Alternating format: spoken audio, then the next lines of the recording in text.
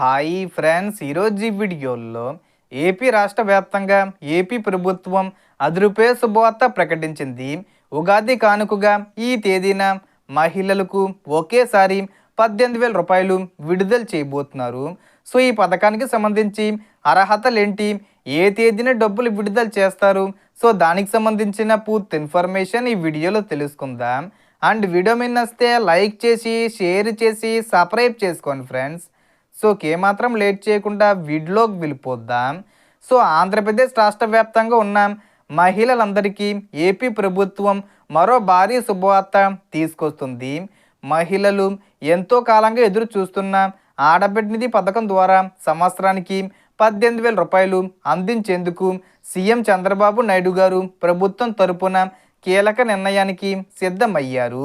ఈ పథకానికి సంబంధించిన విధి విధానాలు, అర్హతలు, అనర్హతలు, దరఖాస్తుల స్వీకరణపై స్పష్టమైన నిర్ణయం తీసుకునే అవకాశం ఉంది.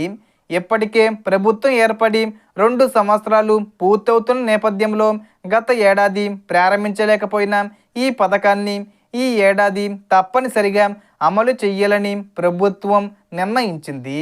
రాష్ట్ర వ్యాప్తంగా సుమారు 60 నుంచి 70 లక్షల మంది మహిళలు ఈ పథకానికి అర్హులని అంచనా వేసి అందుకు అనుగుణంగా నిబంధనలు రూపొందించారు. ఈ పథకానికి అప్లై చేయాలంటే మహిళల వయసు 18 నుంచి 59 సంవత్సరాల లోపు ఉండాలి. ఒకే రేషన్ కార్డులో 2 లేదా 3 మహిళలు అర్హులైతే 3 విడివిడిగా దరఖాస్తు చేసుకోవచ్చు. ప్రతి ఒక్కరికి సంవత్సరానికి 18,000 రూపాయల చొప్పున అందించనున్నారు. ఈ పథకం కింద ప్రతి నెల 1,500 రూపాయల చొప్పున విడుదల చేస్తామని చెప్పారు. కానీ ఒకేసారి 18,000 రూపాయలు విడుదల చెయ్యాలని ఆలోచిస్తున్నారు. గతంలో ఉన్న కొన్ని కఠిన నిబంధనలను ప్రభుత్వం తొలగించి కుటుంబ అర్హత ఆధారంగా ఈ పథకాన్ని అమలు చేయాలని నిర్ణయించింది. దరఖాస్తుకు ration card, Aadhaar card, bank account తప్పనిసరి.